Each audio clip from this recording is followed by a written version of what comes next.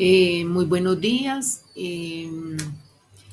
docente y compañeros. Hoy les voy a hablar de los 10 principios de Gregory. No les pronuncio el apellido porque yo soy muy mala como para hablar esos apellidos. Bueno, el primer principio nos dice, elegir implica renunciar a algo. Las personas, empresas, gobiernos tienen recursos limitados. Por eso cada vez que tomamos una decisión, estamos renunciando a otras posibilidades.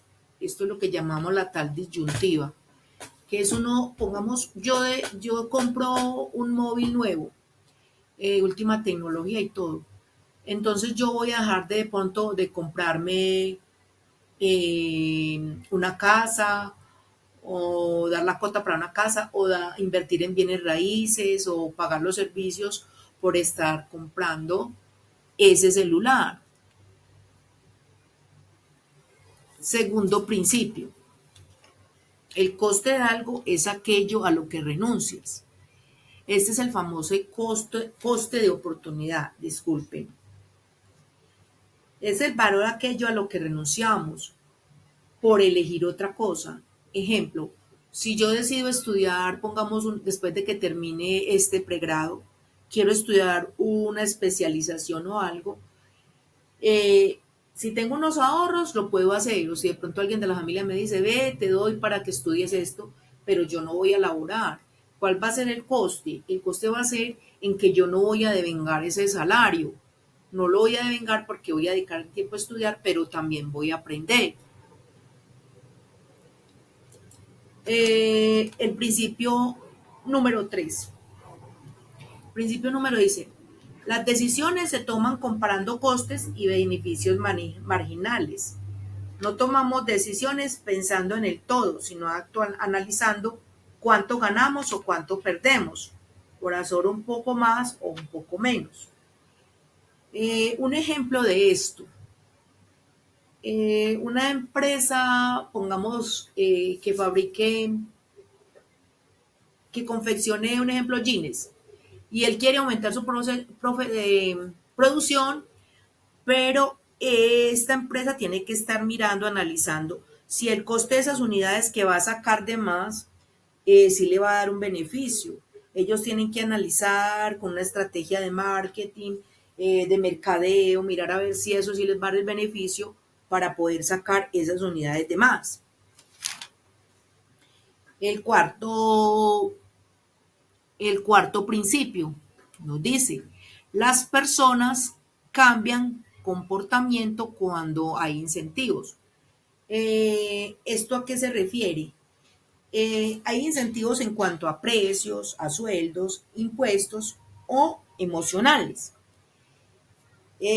Pongamos cuando a un trabajador en una empresa le suben el sueldo, él se va a sentir incentivado, se va a motivar y va a producir más, va a trabajar con más gusto. En cuanto a los precios, si yo tengo un almacén X o y vendo precios más bajos, voy a tener más ingresos, más ventas. En cuanto a los impuestos, a veces la DIAN dice, eh, si pagas antes de la fecha, le va a hacer de pronto para la próxima un descuento, o sea, no va a tener que pagar tanto por pagar antes de la fecha del vencimiento del impuesto. Y en cuanto a emocionales es cuando yo tenía a mis hijos pequeños, yo muchas veces les decía, si te portas bien, te voy a dar algo que quieras, un juguete, etcétera. Eso es lo que yo creo y es como incentivos emocionales. El quinto principio nos dice, el comercio permite a personas especializarse en lo que hacen mejor e intercambiar lo que necesitan. Eh, Pongamos una empresa, no, perdón, un país, el país exporta, un ejemplo, que exporte frutas, ¿cierto? pero a la vez el país va a importar, pongamos, ropa de otras partes. Entonces, mire que esto va a beneficiar a los dos países. El sexto principio. Cuando los mercados funcionan bien, los precios actúan como señales. Pongamos un ejemplo.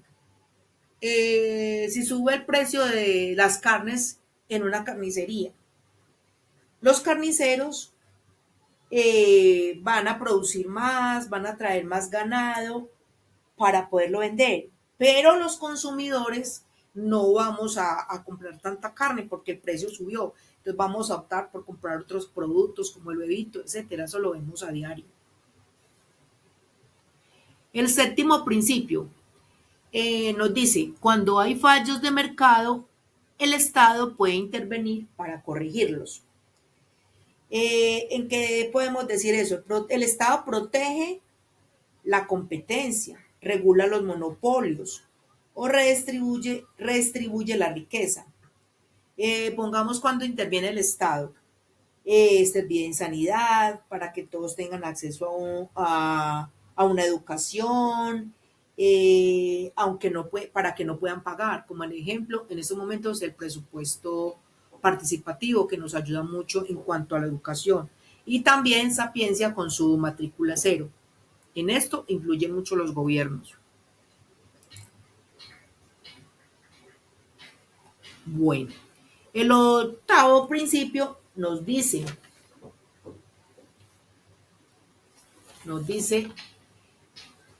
los países con mayor productividad producen más por trabajador, tienen un nivel de vida más alto. Pues según lo que yo investigué, lo que es en Suiza, en Alemania, tienen salarios muy altos porque los trabajadores producen más por hora, ellos ganan más por hora, entonces ellos se incentivan a trabajar más rápido.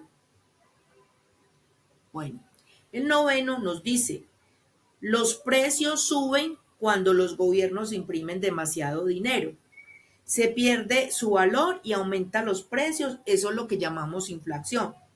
Ejemplo, el gobierno imprime demasiados billetes sin un respaldo económico, se encarece todo, como pasó con Venezuela. Mire que se han venido la mayoría para acá de Venezuela. ¿Por qué? Porque allá no encontraron vida. Acá sí los acogimos y el gobierno los acogió. El principio número 10. En el corto plazo hay una disyuntiva entre inflación y desempleo. Bueno, ¿qué quiere decir esto? Al estimular la economía para crear empleo se genera inflación y al frenar la inflación se aumenta el paro. Esto quiere decir que la relación, si la economía sube, si se bajan los tipos de interés para reactivar la economía, puede subir el consumo y también los precios. Eso es como un ejemplo. Eh, es como decir, esto dice, a veces el estimular la hegemonía para crear empleo se genera inflación y a la frenar la inflación aumenta el paro, o sea que no va a haber tantos trabajadores. Muchas gracias por escucharme, profe y compañeros, Dios los bendiga, un feliz día, muchas gracias.